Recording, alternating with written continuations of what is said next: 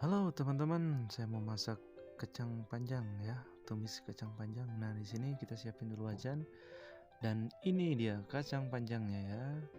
Oke, kita coba memasak kacang panjang dan pertama-tama kita memasukkan siapkan dulu bawang merah, bawang putih. Oke, ini penyedapnya. Di sini ada bumbunya, daun salam, lengkuas sama cabai juga ya. Nah, kita siapkan lagi ini tahu iris kotak ya, kecil-kecil teman-teman ya. Oke, kita lanjut memasaknya. Nyalain dulu apinya ya, biar maknyus. Kita coba dulu ya. Oh, belum nyala ternyata. Wih, apinya terlalu besar ya. Kaget juga ya teman-teman. Oke, di sini kita siapin dulu ya. Kita potong dulu minyaknya, maksudnya buka dulu ya. Ini ada minyaknya. Kita cari pisaunya dulu ya. Nah, ini agaknya pisaunya agak-agak tumpul ya, belum kena asan itu, susah. Oke, kita tuangin minyaknya, tuangin dulu, jangan terlalu banyak karena kurang sehat juga terlalu banyak minyak ya teman-teman ya.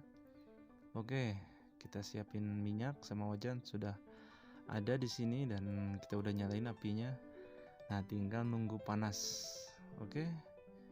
Nah, kalau udah panas kelihatan nanti minyaknya ya, agak menguap keluar asap di pinggirnya itu ya teman-teman, karena biar bagus nanti hasilnya harus panas dulu minyaknya gitu ya, tapi jangan terlalu panas, nanti pas dimasukin bawangnya nanti gosong.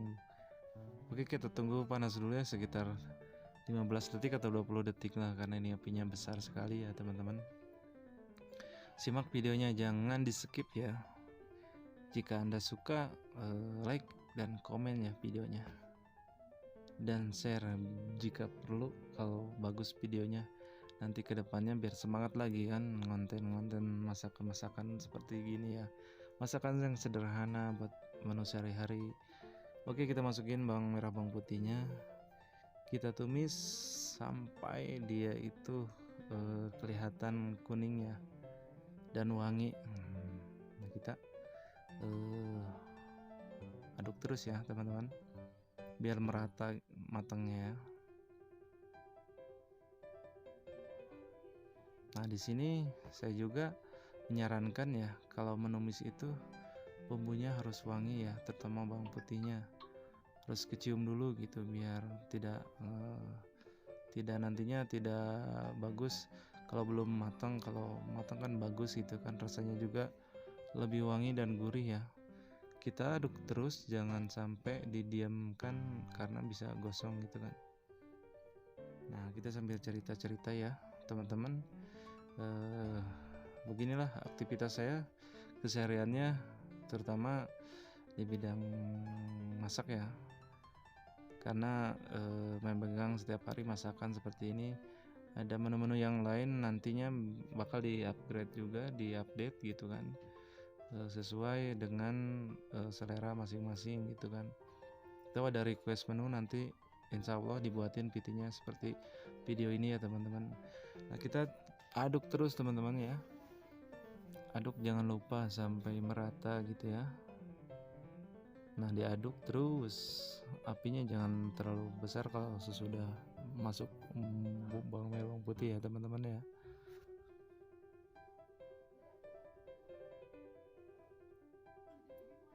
Nah, ini pengalaman saya ya tentang memasak, masak terutama kacang panjang ya. Kalau kacang panjang itu dia tuh teksturnya, kalau yang tua itu agak tua, agak keras ya teman-teman. Lebih baik kalau misalkan menumis dia itu pakai air ya, pakai air biar dia nantinya empuk. Sama ada yang muda juga. Nah, kita masukkan ya. Ini gak terlalu tua juga kacangnya nih, bagus banget nih, agak sedikit muda, gak terlalu tua ya. Nah, kita masukin cabai sama daun salam sama lengkuasnya ya teman-teman, kita aduk. Nah, disinilah kita perlu menambahkan sesuatu ya teman-teman, biar nanti hasilnya maksimal. Nah, karena tekstur kacang panjang itu ya teman-teman, dia itu keras, teksturnya itu agak lama kalau tanpa air. Nah, kita tambahin air ya teman-teman ya. Nah, di sini udah ada disiapkan air yang sudah mendidih. Nah, tinggal dituangin aja. Nah, jangan lupa teman-teman ya, sesudah dituang seperti ini ya, aduk dulu ya. Nah, ini diaduk dulu ya biar dia itu merata ya, merata dengan kecampur air sedikit. Nah, posisinya di sini kita jangan lupa ya teman-teman, harus ditutup ya, diungkep ya posisinya gitu kan, biar nanti matangnya maksimal dan merata gitu, dan tidak hitam juga kan. Nah, ini fungsinya untuk ditutup biar dia itu empuk ya, nantinya juga bagus hasilnya. Simak terus ya videonya teman-teman ya, kita nunggu sambil diungkap ya. Ini masak kacang panjang lumayan agak lama ya, kita sepil bumbunya ya teman-teman. Nah, di sini dipersiapkan bumbunya, ada royco, garam, dan jangan lupa ya ini satu lagi bumbu, satu lagi ya penyedap juga. Nah, ini saus tiram teman-teman ya, jangan lupa dikasih saus tiram, nanti ditambah sedikit merica ya. Nah, ini teman-teman yang sudah kita tutup dan udah agak panas, kita aduk dulu ya, sekitar baru 10 menitan lah, kita aduk dulu biar merata panasnya, matangnya juga gitu kan. Nanti yang bawah matang, yang atas juga matang, terus sering diaduk seperti ini ya.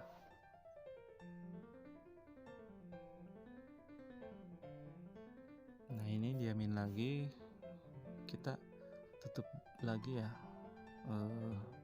tumisannya. Nah, kita tutup lagi, diamin sekitar 10 menit lagi ya. Nah, baru kita buka, kita aduk lagi.